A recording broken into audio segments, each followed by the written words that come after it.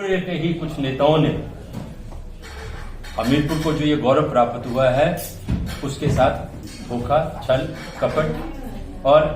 एक राजनीतिक षड्यंत्र के तहत हमीरपुर में स्थापित लीडरशिप को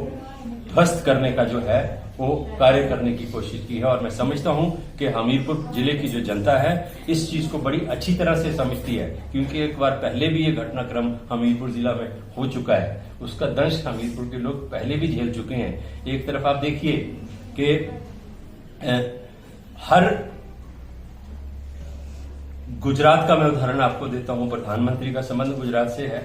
तो गुजरात के लोग जो हैं वो वहां पूरा जो एक समर्थन है वो चाहे नीतियां सही हों, गलत हों, जैसी भी हों, लेकिन क्योंकि उनको लगता है कि प्रधानमंत्री हमारे गुजरात से संबंध रखते हैं तो वो भाजपा के साथ जाते हैं। तो हमीरपुर के लोगों से भी मैं ये निवेदन करना चाहता हूं कि जिन लोगों ने हमीरपुर के नेतृत्व और हमीरपुर के स्वाभिमान और हमीरपुर के गौरव की पीठ में छुरा घोंपा है उनको सबक सिखाएं, और जो हमारा हमीरपुर जिले का जो नेतृत्व और गौरव है मुख्यमंत्री के यहाँ से होना, उस दिशा में सोचते हुए आने वाले जो विधानसभा का लोकसभा के चुनाव हैं उन चुनावों में करारी शिकस्त इन लोगों को देकर जो है हमीरपुर जिले का जो गौरव है, सम्मान है, उसको उसी तरह से बहाल रखें जिस तरह से पहले जनता के आशीर्वाद से कांग्रेस को और जिले के लोगों को प्राप्त हुआ है। हमारी पार्टी के जितने भी विधायक थे जीत कर आए, कांग्रेस पार्टी के चुनाव चिन्ह के ऊपर जीत के आए। जो गारंटियां हमने प्रदेश के लोगों को दी थी उन गारंटियों में विश्वास लोगों ने व्यक्त किया, उसके ऊपर चुनाव जीत के आए। और जो मुद्दे हमने भारतीय जनता पार्टी के खिलाफ प्रदेश के अंदर उठाए उन मुद्दों की वजह से वो जीत के जो थे वो विधानसभा में पहुंचे। भाग्य से कांग्रेस पार्टी को छोड़कर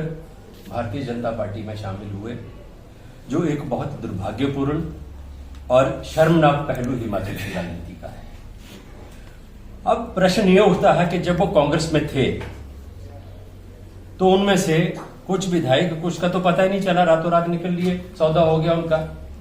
और कुछ जो थे वो मुख्यमंत्री को पत्र लिखते थे, चिट्ठियां लिखते थे और नौजवानों से जुड़े हुए या दूसरे मुद्दे जो थे उनको उठाते थे कि हमने चुनाव से पूर्व ये बातें हिमाचल प्रदेश के लोगों से कही थी, ये हो नहीं रही। मुख्यमंत्री ने और कांग्रेस पार्टी की सरकार ने और कांग्रेस पार्टी ने उनके उन पत्रों को सहजता से लिया, शालीनता से लिया, क्योंकि हम लोकतंत्र में विश्वास करते हैं। हमारी पार्टी में बात रखने का अधिकार है सबको, तो उस आधार के ऊपर जो भी उन्होंने किसी मुद्दे पे बात करनी है तो आप मुख्यमंत्री से मिलकर कर सकते हैं, आप मुख्यमंत्री को गोपनीय पत्र लिख के कर सकते हैं, लेकिन वो चिट्ठियां फेसबुक वॉल पे डालना, सोशल मीडिया में उनको वायरल करना और मीडिया को जारी करने का मतलब सिर्फ राजनीतिक था, मैं ये कहना चाहता हूं। और लेकिन हमारी पार्टी ने और मुख्यमंत्री ने उसको शालीनता से लिया, सहजता से लिया, और जो मुद्दे उन्होंने रखे उनके ऊपर सरकार काम कर रही थी। लेकिन मैं समझता हूं कि कहीं ना कहीं उसके पीछे एक राजनीति थी और एक राजनीतिक षड्यंत्र था जिसके तहत वो चीजें लिखी जा रही थी। आज वो भारतीय जनता पार्टी में है। तो ओपीएस एक ऐसा मुद्दा है हिमाचल प्रदेश के अंदर जिस मुद्दे की वजह से पीछे भी भारतीय जनता पार्टी को बहुत भारी कीमत चुकानी पड़ी है। और ये जो चुनाव है अपने आप ही इनमें ये दोबारा से मुद्दा बन गया, क्योंकि प्रधानमंत्री ने ओपीएस से असहमति व्यक्त की, उनको ये योजना पसंद नहीं है, वो कहते हैं ये ठीक योजना नहीं है, उस वजह से दोबारा ये मुद्दा बना। अब जयराम जी को लग रहा है कि ओपीएस अगर प्रदेश में पुणे मुद्दा बना तो इस चुनाव में भी उनको नुकसान होगा, तो इस वजह से वो कह रहे हैं कि हम सरकार बनती है। पहली बात तो यह कि दिव्या स्वप्न है भारतीय जनता पार्टी की, हिमाचल प्रदेश में सरकार बनने का प्रश्न ही पैदा नहीं होता। हमारी सरकार पूरे 5 वर्ष का कार्यकाल पूरा करेगी। दूसरी बात यह है कि जयराम ठाकुर की भारतीय जनता पार्टी में इतनी बड़ी हैसियत नहीं है कि वो केंद्रीय नेतृत्व की विचारधारा, उनके विचार, उनकी जो कार्य प्रणाली है और उनके जो क्या कहते हैं उसको, भारतीय जनता पार्टी की जो विचारधारा और सोच है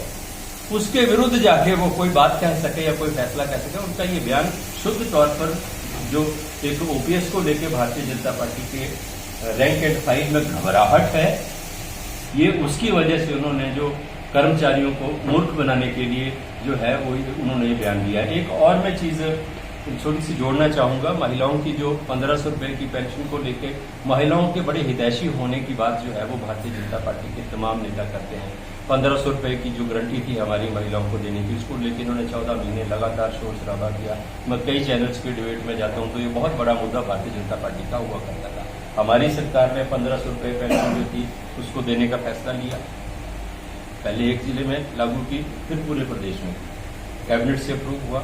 एडमिनिस्ट्रेटिव ऑर्डर हुआ और उसको देने की प्रक्रिया और फॉर्म भरे जाने लगे। आप सबने देखा कि किस तरीके से जयराम ठाकुर जो है वो इलेक्शन कमीशन के पास अपनी पूरे विधायकों की और भारतीय जनता पार्टी के नेताओं की फौज लेके पहुंच गए उसको रुकवाने के लिए, रुकवाया, लेकिन फिर सफल नहीं हुए। इलेक्शन कमीशन ने फिर अलाउ किया कि जो फॉर्म भर गए उनको दो, और अब उसके अगेंस्ट भी दोबारा इलेक्शन कमीशन में जा रहे हैं। तो ये किस तरह के महिलाओं के हितैषी हैं? एक तरफ जब हम महिलाओं को पेंशन दे रहे हैं उसका विरोध कर रहे हैं, और दूसरी तरफ कह रहे हैं हम गारंटियां पूरी नहीं कर रहे। भाजपा चाहती ही नहीं है कि कांग्रेस अपना कोई वादा जो है वो पूरा कर सके, और ओपीएस को लागू करने के लिए तो भारतीय जनता पार्टी की केंद्र सरकार ने हिमाचल सरकार को एक तरफ से दंडित किया है। हमने जब ओपीएस लागू की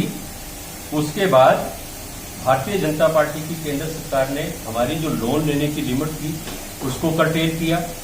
फॉरेन फंडिंग से जो हमारे डेवलपमेंटल प्रोजेक्ट्स चलते हैं उसकी जो लोन लेने की